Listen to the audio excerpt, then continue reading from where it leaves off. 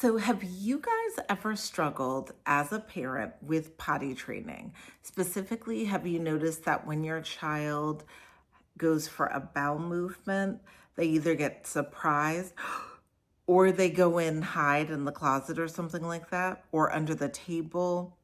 Well, today I'm going to talk about a little bit why they do that and some ways to kind of help ease your child into potty training, since it is a process. Okay, so we know that there are different sensations, right? And some children react differently when they specifically have a bowel movement, and they can be terrified.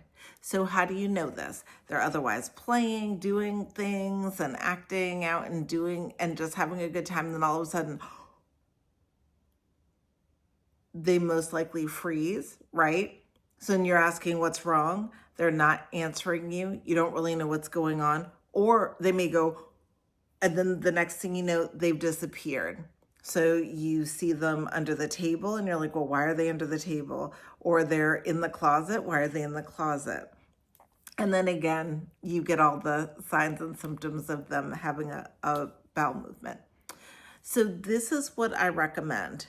One, ease your kids into knowing that there are different sensations. It happens. We all know this and we all become accustomed to it. So you have to normalize it for them. Otherwise, they think it is terrifying and they really don't have any context, right? They don't know what this is or why it's happening. And so for them, it's very scary. So instead, if you normalize it, you can start talking about that, right? That there are different types of, you have urine, you have bowel movements, but there are tons of books on the matter. You can get a book like Everybody Poops.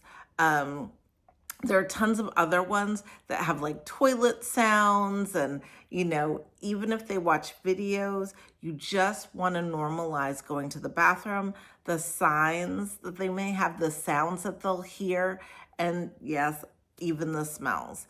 There are some children that I see that just get really terrified with just the smell of their bowel movement.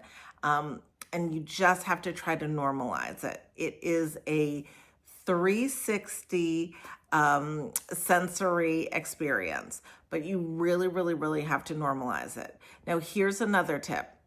If your child's hiding under the table or in the closet, what you can do is actually end up just, even if they've already gone to the bathroom, right, in their diaper or wherever, you want to move them to the potty and then slightly close the door. Don't shut it all the way, but slightly close the door.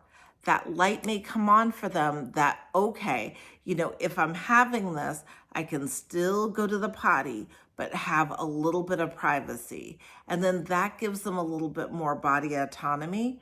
There are some kids that really just want the privacy. And I mean, this isn't hard to believe, right? We all kind of want privacy. So it's just a good thing to do.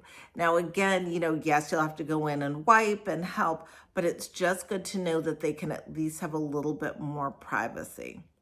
All right. Then the other thing is that, again, just so you know, if don't bang your heads against the wall if your child's urinating in the potty, things are going great, but then when they get that bowel movement, you're like, gosh, why don't you get it? It's different. They're two different experiences. And again, potty training is a process. And just because a child learns how to urinate in the potty does not mean that they're going to learn how to defecate in the potty. So again, don't get hung up on this. You just have to normalize it, be really calm. And in fact, you may even have to laugh. If you are at the point where you're getting ready to yell, I would just say, just kind of walk away. And if you were ever on the verge of thinking, do I laugh or do I cry? You laugh. You laugh because, right, you want your child to really not get too anxious about potty training or get down on themselves as well. And you also don't want them to start holding. We have some kids that, if they get really anxious, start holding, and then you have somebody who is more anal retentive. And then that is its own hurdle in kind of learning how to go to the bathroom again and how to go in proper places and not holding. So please do not do that. All right. I hope that helps. Believe me, we hear this a lot. You are not alone. And again, like I said, potty training is a journey. So have patience with yourselves as parents.